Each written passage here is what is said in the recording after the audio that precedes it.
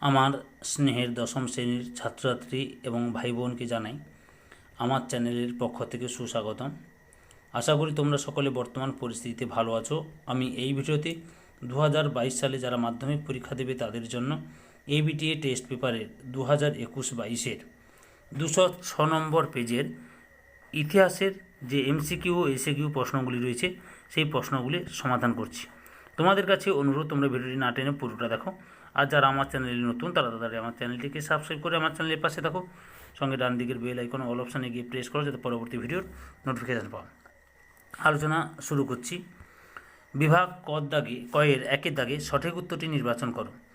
1.1 দাগে ভারতের নিম্নবর্গের ইতিহাস চর্চার জনক হলেন রণজিৎ গুহ, অমলেশ ত্রিপাঠী, রামচন্দ্র গুহ, সুমিত সরকার।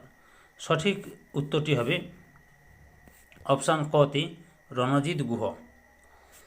1.2 দাগে দাদা সাহেব ফালকে যুক্ত ছিলেন ক্রীড়া জগতের সঙ্গে, স্থানীয় ইতিহাস চর্চার সঙ্গে, চলচ্চিত্রের সঙ্গে, পরিবেশের ইতিহাস চর্চার সঙ্গে।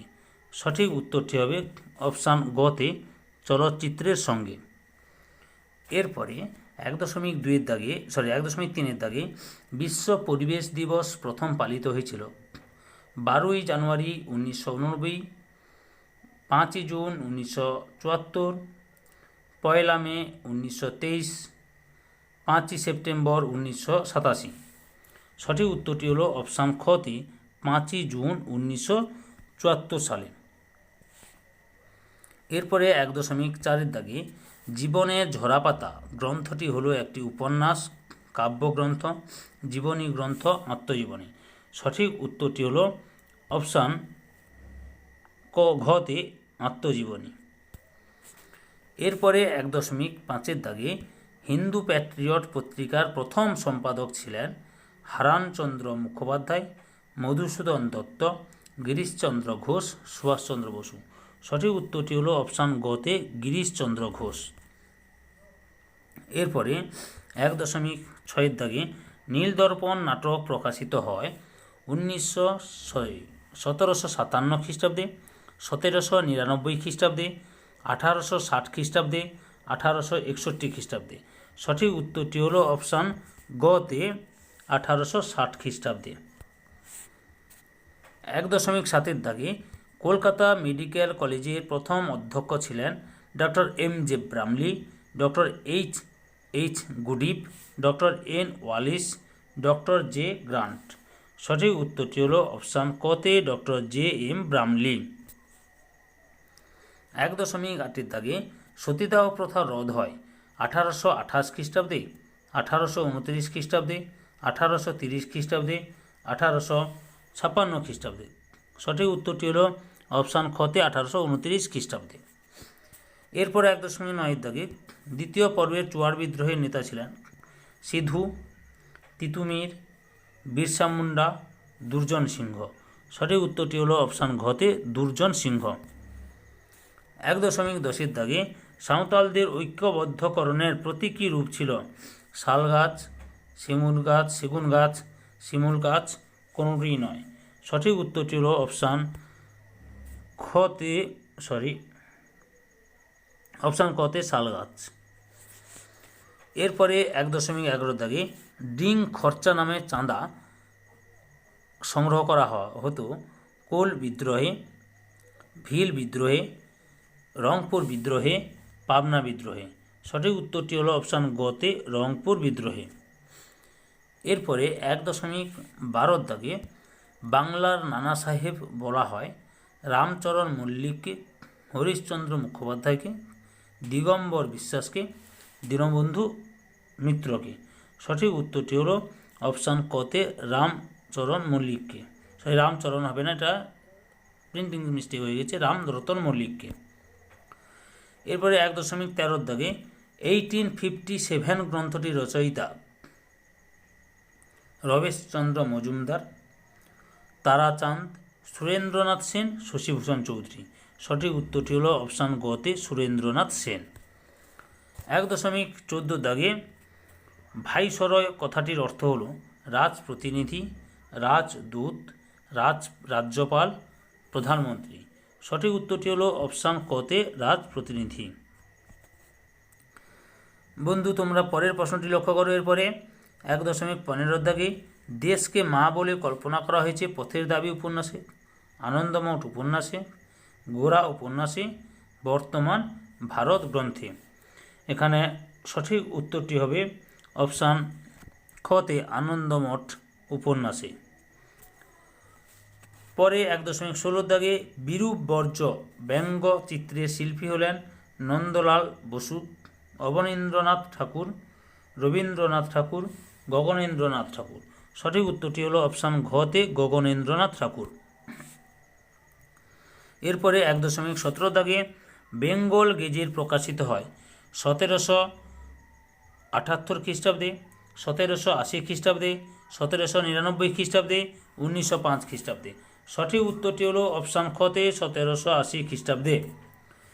এরপরে 1.18 দাগে জাতীয় শিক্ষা পরিষদ গঠনের প্রেক্ষাপটে ছিল অসহযোগ আন্দোলন, ভারত ছাড়ো আন্দোলন, বঙ্গভঙ্গ বিরোধী আন্দোলন, আইন অমান্য আন্দোলন। সঠিক উত্তরটি হলো অপশান গতে বঙ্গভঙ্গ বিরোধী আন্দোলন। এরপরে 1.19 দাগে ফেরিস অ্যান্ড কোম্পানি হলো কলকাতার একটি ছাপাখানা, হুগলির প্রথম ছাপাখানা, শ্রীরামপুরের একটি ছাপাখানা, মাদ্রাজের প্রথম ছাপাখানা। সঠিক উত্তরটি হলো অপশান কতে কলকাতার একটি ছাপাখানা। এরপরে 1.20 দাগে রবীন্দ্রনাথ ঠাকুর নোবেল পুরস্কার পান 1910 খ্রিস্টাব্দে, 1911 খ্রিস্টাব্দে, 1912 খ্রিস্টাব্দে, 1913 খ্রিস্টাব্দে। সঠিক উত্তরটি হলো অপশান ঘতে 1913 খ্রিস্টাব্দে। এরপর বিভাগ ক্ষয়ে 2 দাগে যে কোনো 16টি প্রশ্নের উত্তর দাও। প্রতিটি উপবিভাগ থেকে অন্তত একটি প্রশ্নের উত্তর দাও। উপবিভাগ 2.1 দাগে একটি বাক্যে উত্তর দাও। 2.1 দাগে ইন্দিরাকে লেখা জওহরলালের চিঠিপত্রে হিন্দি অনুবাদ কে করেন? উত্তরটি হবে মুন্সি প্রেমচাঁদ। এরপর 2.1 দাগে সরকারি নথিপত্র কোথায় সংরক্ষণ করে রাখা হয়? সরকারি নথিপত্র মহাফেজখানায় সংরক্ষণ করে রাখা হয়।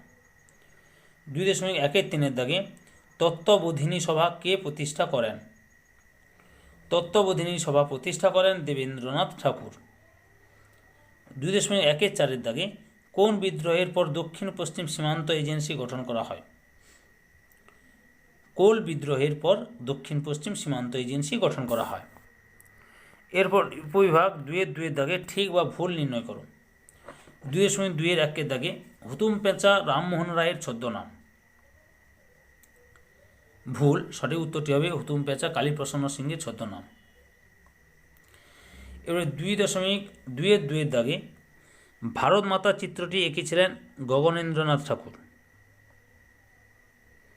ভুল। 2.2 দাগে আচার্য জগদীশচন্দ্র বসু ছিলেন Indian association for the cultivation of সায়েন্সের প্রতিষ্ঠাতা। ভুল। 2.2 দাগে খুঁতকাটি প্রথা প্রচলিত ছিল মুন্ডাদের মধ্যে। ঠিক। এরপরে উপবিভাগ 2.3 দাগে ক স্তম্ভের সঙ্গে খ স্তম্ভ মেলাও। ক স্তম্ভে রয়েছে দেশীয় ভাষা সংবাদপত্র আইন, ইন্ডিয়ান লীগ, কোল বিদ্রোহ, ইউ.আর. And sons. খ স্তম্ভে রয়েছে জোয়াফগত 1876 খ্রিস্টাব্দে, উপেন্দ্র কিশোর রায়চৌধুরী, শিশির ঘোষ। ক স্তম্ভে 2.3 দেশীয় ভাষা সংবাদপত্র আইনের সঙ্গে খ স্তম্ভে খয়ে 1876 খ্রিস্টাব্দে। ক স্তম্ভে ইন্ডিয়ান লীগ এর সঙ্গে খ স্তম্ভে ঘয়ে শিশির ঘোষ। ক স্তম্ভে 2.3 কোল বিদ্রোহ এর সঙ্গে খ স্তম্ভে কতে জোয়াভগত হবে। এরপরে 2.3 ইউ রায় অ্যান্ড সন্স এর সঙ্গে খ স্তম্ভে গতে উপেন্দ্র কিশোর রায়চৌধুরী।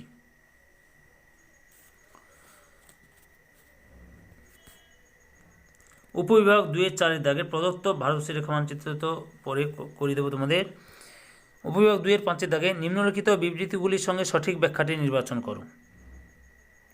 2.5-1 দাগে বিবৃতি: ইতিহাসে একটা সময় সমাজ, অর্থনীতি, সংস্কৃতি ইত্যাদির আলোচনার স্থান পেত না। ব্যাখ্যা 1: ইতিহাসে সমাজ, অর্থনীতি, সংস্কৃতি ইত্যাদির আলোচনা গুরুত্বহীন।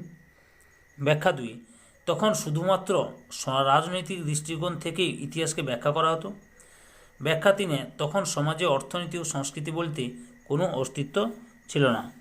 এখানে সঠিক ব্যাখ্যাটি হলো 2 নম্বরে, তখন শুধুমাত্র রাজনৈতিক দৃষ্টিকোণ থেকে ইতিহাসকে ব্যাখ্যা করা হতো। বিবৃতি 2-5-2 বিবৃতি কী রয়েছে না, তিতুমিরের আন্দোলনকে কেউ কেউ ধর্মীয় আন্দোলন বলে মনে করেন। ব্যাখ্যা 1: তিতুমির হিন্দুদের আন্দোলনে অংশ নিতে দেননি। ব্যাখ্যা 2: তিতুমির শুধু মুসলিমদের নিয়ে আন্দোলন চালান। ব্যাখ্যা 3: তিতুমিরের আন্দোলনে ইসলামের নীতি আদর্শের প্রাধান্য ছিল। তাহলে এখানে সঠিক ব্যাখ্যাটি হলো 3 নম্বর ব্যাখ্যা, তিতুমিরের আন্দোলনে ইসলামের নীতি আদর্শের প্রাধান্য ছিল। পরের দাগে বিবৃতি রয়েছে 1906 খ্রিস্টাব্দে জাতীয় শিক্ষা পরিষদ গঠিত হয়। ব্যাখ্যা 1: বৈজ্ঞানিক গবেষণার উন্নতির জন্য। ব্যাখ্যা 2: কারিগরি শিক্ষার উন্নতির জন্য। ব্যাখ্যা 3: জাতীয় শিক্ষা প্রদানের জন্য। সঠিক ব্যাখ্যাটি হলো ব্যাখ্যা 3 নম্বর, জাতীয় শিক্ষা প্রদানের জন্য। পরের অর্থাৎ লাস্ট বিবৃতি কী রয়েছে, রবীন্দ্রনাথ ঔপনিবেশিক শিক্ষা ব্যবস্থা পছন্দ করতেন না। ব্যাখ্যা 1: কারণ এই শিক্ষা ব্যবস্থা ছিল ব্যয় সাপেক্ষ। ব্যাখ্যা 2: কারণ এই শিক্ষা ব্যবস্থার মাধ্যম ছিল মাতৃভাষা। ব্যাখ্যা 3: কারণ এই শিক্ষা ব্যবস্থায় শিক্ষার্থীদের মনের বিকাশ ঘটতো না। তার সঠিক ব্যাখ্যাটি হলো 3 নম্বরই ব্যাখ্যা, কারণ এই শিক্ষা ব্যবস্থায় শিক্ষার্থীদের মনের বিকাশ ঘটতো না।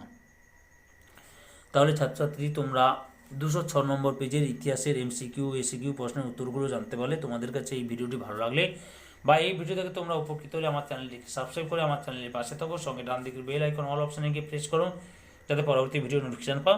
আর লাইক, কমেন্ট এবং ভিডিওটি তোমাদের একই ক্লাসে বন্ধু বান্ধবীর মধ্যে শেয়ার করো। যারা অলরেডি আমার চ্যানেলটিকে সাবস্ক্রাইব করেছো এবং এই ভিডিওটি দেখলে তাদের সবাইকে অসংখ্য ধন্যবাদ।